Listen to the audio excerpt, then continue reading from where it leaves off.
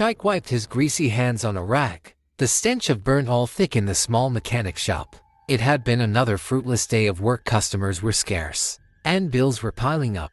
As he locked the workshop, the night seemed darker than usual, the kind of darkness that felt like a bad omen. He mounted his rickety bicycle and pedaled down the deserted road leading home. The silence of the night was broken only by the occasional croak of frogs and the rustle of leaves in the wind. Chike was halfway home when the headlights of a speeding car cut through the darkness, blinding him. He swerved, tumbling into the bush. The car zoomed past, only to screech to a halt a few meters ahead. Curious and slightly annoyed, Chike dragged his bike out of the bush and walked toward the scene. His heart froze when he saw a man lying motionless on the road, blood pooling around him. The car that hit him sped off, disappearing into the night. "Hello, are you okay?" Chike called out, though he knew the man couldn't answer. Panic set in as he debated what to do. He reached into his pocket for his phone but realized it had fallen during the crash. Then he noticed a black briefcase lying a few feet away from the victim.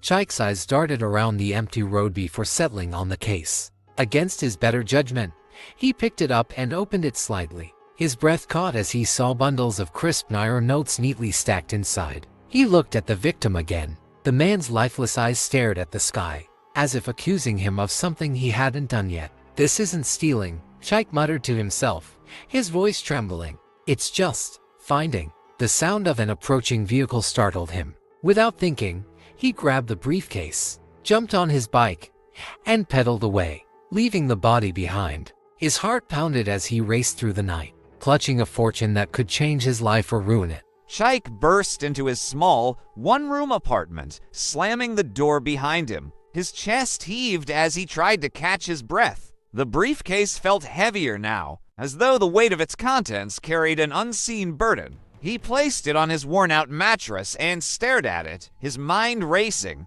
He unlatched the case and fully opened it this time. The sight of the money, a fortune beyond anything he had ever imagined, made his hands tremble. He ran his fingers over the notes, marveling at their crispness. This could solve everything, he whispered. The overdue rent, his mother's medical bills back in the village, and the endless struggle to survive. It could all end with this. But then, reality began to set in. The man on the road, the blood, the speeding car. It wasn't just a random accident. This kind of money didn't belong to ordinary people. What if someone comes looking for it? He muttered, pacing the room. A knock at the door made him jump. His heart raced as he tiptoed toward the door, peeking through the crack. It was only Mama Ngozi, his nosy neighbor. "Chike, are you deaf? Open this door," she barked. He hesitated before unlocking the door slightly. "What is it, Mama Ngozi?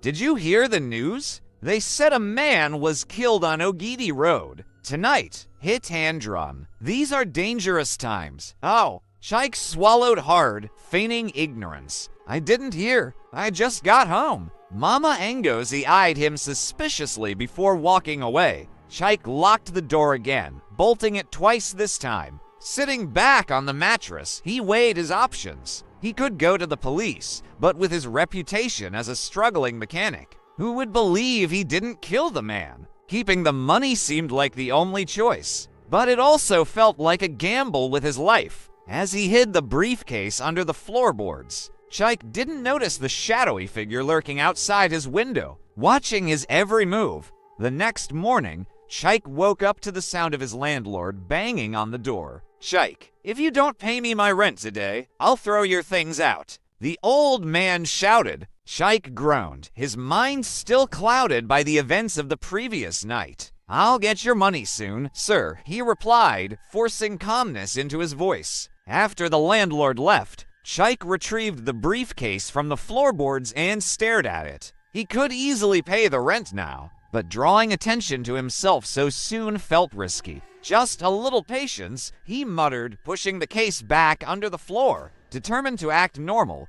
Chike went to his workshop. However, he couldn't shake the feeling that someone was watching him. Every passerby seemed suspicious. Every shadow felt like it was closing in. Around midday, a sleek black SUV pulled up in front of his shop. Two men in suits stepped out. their sharp gazes scanning the area before locking onto Chike. His stomach churned as they approached. "Good afternoon," the taller one said, his voice smooth but unnerving. "We're looking for someone who might have seen an accident last night on Ogidi Road." Chike wiped his oily hands on his overalls, keeping his expression neutral. "I didn't see anything," he lied. "I was at home all night." The shorter man tilted his head, studying him closely. "Are you sure?" "It was near here. A man, carrying something important." "I don't know anything," Chike said, his voice faltering slightly. The men exchanged a glance before handing him a card. "If you remember anything, call us.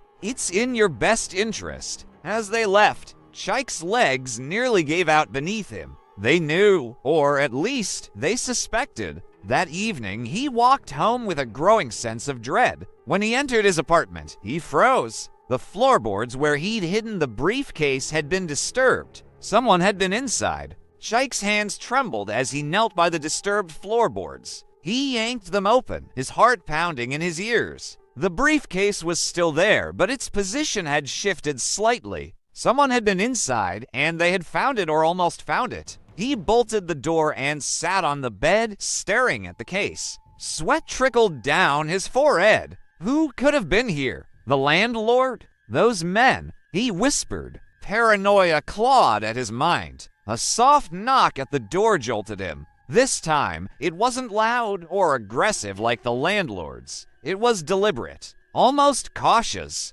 Chike grabbed the rusty wrench he kept under his bed and crept toward the door. "Who is it?" he called out, his voice shaky. "It's me, Ifeoma," came a soft, trembling voice. Chike's eyes widened. Ifeoma. He hadn't seen her in years. She was the girl he'd once had a crush on back in secondary school, before life had forced them down separate paths. What was she doing here? He opened the door slightly, keeping the wrench hidden behind his back. Ifeoma stood there, her face pale, her eyes red from crying. "Chike, please. I need your help," she said. He hesitated but let her in, closing the door behind her. "What's going on?" She sat down, wringing her hands. "It's about my fiancé, Kola. He was killed last night on Ogidi Road." Chike's stomach sank. "I heard about the accident." He lied, avoiding her gaze. "He wasn't just killed," she said, her voice breaking.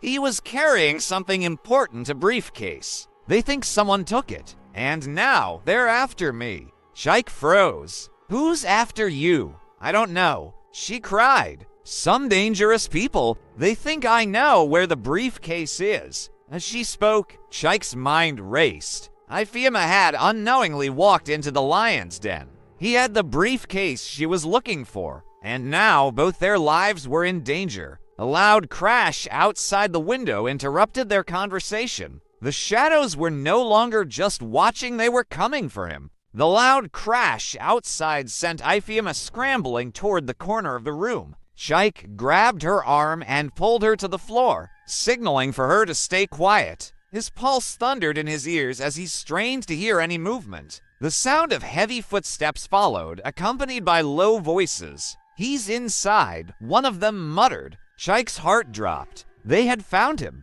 He quickly pulled up the floorboards, retrieving the briefcase. "We have to get out of here," he whispered. "But how?" Ifeoma asked, her voice trembling. Chike's mind raced. The only way out was through the back window, but they would have to move fast. He grabbed his wrench and handed her a kitchen knife. "When I say go, run. Don't stop, no matter what." Before she could respond, the door burst open, and two men stormed in, guns drawn. "Stay down," one of them barked, pointing his weapon at Chike. "What do you want?" Chike asked, his voice shaking. "The briefcase," the taller man said, stepping forward. His sharp suit and cold eyes made it clear he wasn't someone to cross. Chike hesitated. He glanced at Ifeoma, then at the briefcase. The money could solve all his problems, but at what cost? If he handed it over, they might spare him, but would they let Ifeoma live?